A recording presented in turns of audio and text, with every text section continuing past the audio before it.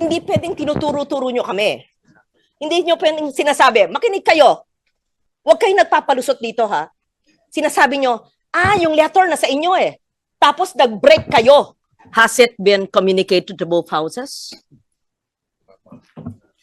I think a letter was submitted to the committee chairs, but naka-break po ang Kasi po, we were willing to go on special session. May we know, number one, no GAA funds needed. It's with PNOC, and all it needed was congressional approval.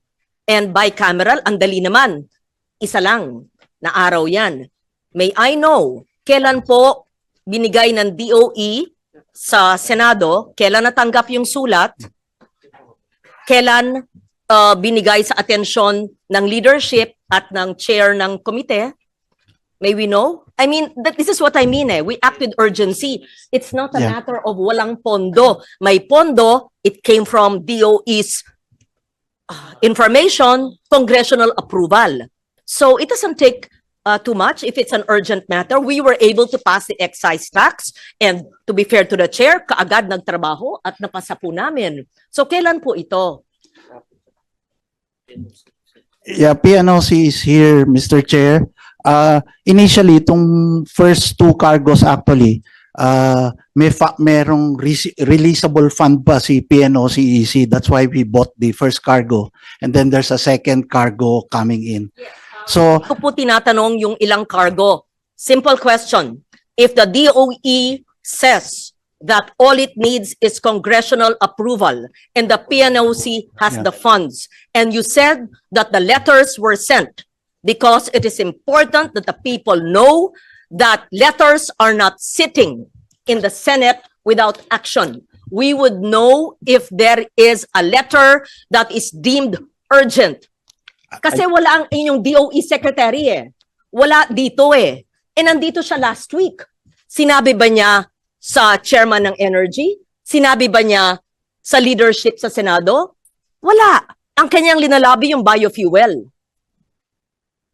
Sinabi ba yan? Because this is so urgent. It did not come from us. It came from the DOE. May I just know the date? Sir, I know you're a technical person and you seem very knowledgeable.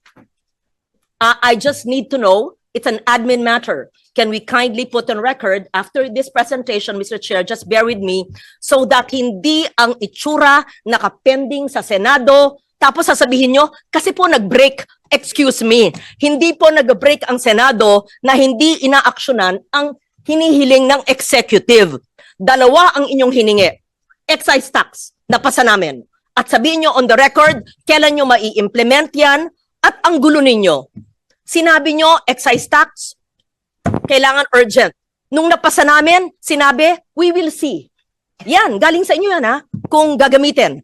Tapos, the next day, o sige na nga. Ano ba? Ano ba? Kailangan ba? Hindi. It was deemed urgent, napasa, tapos pagkapasa namin, we will see. I'm quoting the executive, nanggaling sa inyo yan. Tapos ngayon, gagawin na. And cite the impact, mararamdaman pa. Yun ang sabi ng chair noon, ni Senator Pia, ano ang ramdam sa pagbaba o pagkaltas ng excise tax?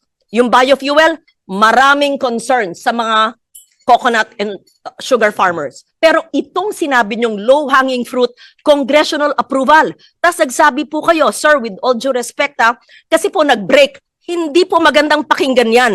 Hindi po mag-break ang Senado kung sinabi niyong kailangan ng congressional approval ang paggamit ng PNOC ng kanilang pondo. Pakilagay po sa record after your presentation, and we give a chance to the others, Mr. Chair. Because it's important na hindi tinuturo sa atin na nag-break tayo kaya ang PNOC hindi makagamit ng kanyang pera. That's unfair. Eh, ang secretary nga ninyo wala dito eh. Kung anong pamumulitik ang ginagawa na naman ng secretary nyo. Break tayo session pero tuloy-tuloy pa ho yung aming hearing. Yes, of course. At kung kailangan po mag-convene, ready naman po magkaroon ng special session at any time. No? It's important. So- When did you give the letter? Ha? Kasi, alam nyo, hindi pwedeng tinuturo-turo nyo kami. Hindi nyo pwedeng sinasabi, makinig kayo. Huwag kayong nagpapalusot dito ha. Sinasabi nyo, yung letter na sa inyo eh. Tapos nag-break kayo. double jeopardy, hindi pwede yon. Sorry, hindi po kami papayag nun. Kung alam po namin, hindi kami mag-break, tama po ang chair. Tinan mo nga, mag-break. Gusto nyo Holy Week, magtrabaho tayo dito eh. Darating lahat ng secretary. Burn the midnight candle. Walang labasan sa kwarto hanggang hindi nakita ang pagtulong sa lahat ng tao. Pero wag niyong sasabihin na nag-break kami, kaya hindi napasa yung hiniling ng DOE na congressional approval. Hindi po, sir. Hindi niyo kasalanan yon kasi wala ang inyong sekretarya. I can't think of anything more important than this hearing convened by the chair. And if the other cabinet members are here, why could the most important department not be present? Thank you, Mr. Chair. Ang mga binabanggit po ng mga ahensya ng gobyerno, yung mga plano, importante po, it is done in record time. At ang pinakamahalaga ay alamin magkano ba ang continuing appropriations sa GAA 2025 na maaring gamitin ngayon sa krisis. Pangalawa, ano ba ang nakaprovide sa GAA 2026 na pwedeng gamitin para sa krisis na ito? Wag na tayo lost in translation or nagmamaang-maangan na may krisis. Until we define it as a crisis, we will not act in record time to save our people. So, each agency represented here must act as if we are in a crisis because we are in a crisis. Anybody who says, chill lang tayo, wala namang krisis. No. Halintulad ko sa climate crisis. Not now. If we never admit there's a climate crisis, we will not take care of our climate and environment.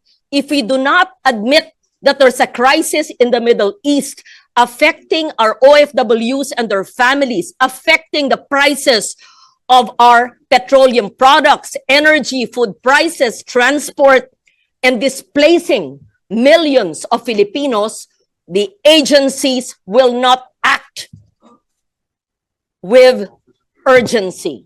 And so that is what I put on the table. And what I would like to hear, Mr. Chair, is magkano ang pondong available. Hindi promise ha, hindi saro na walang NCA.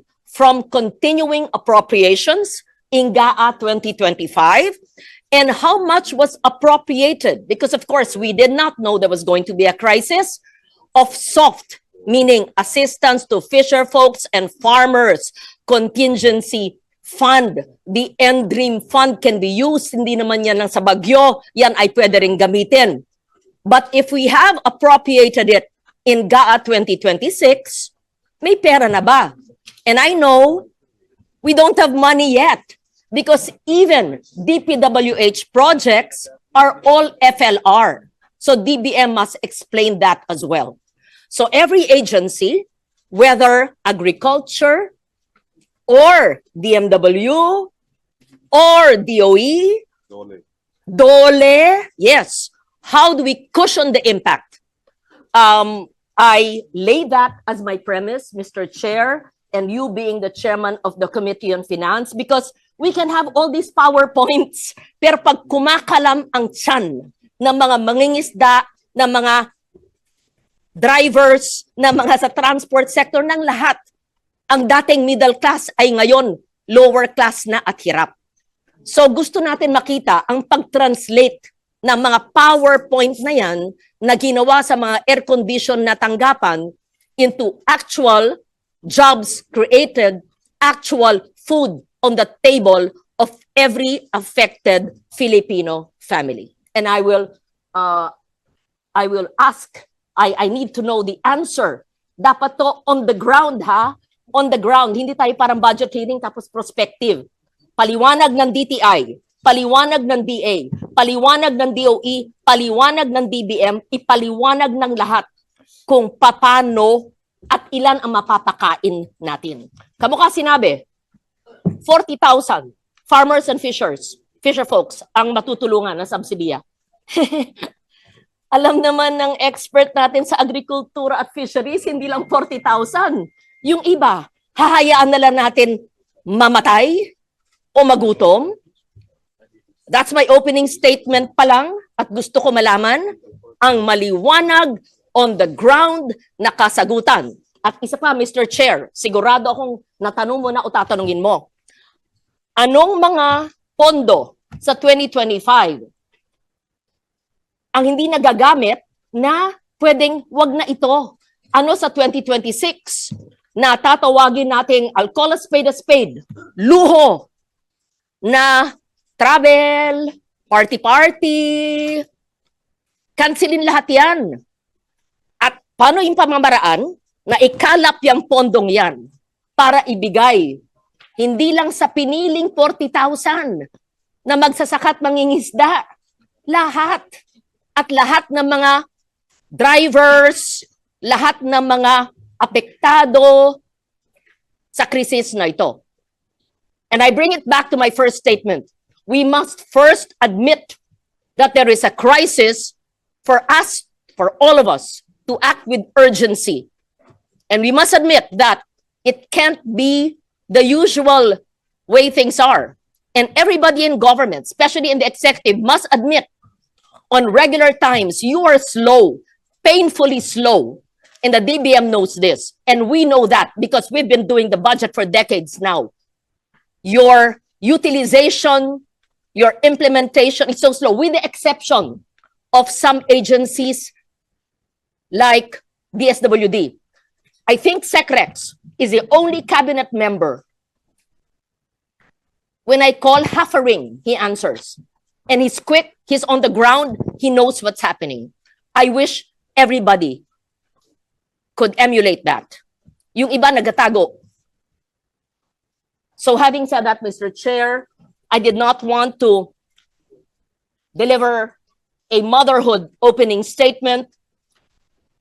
I want to hear from DTI, how will you lower the prices of basic commodities? I want to hear from the DOF and BIR and DOE and ERC. How will you delete the collection of VAT on those that are not supposed to be vatable? And I hope you know what I'm talking about. You better be prepared.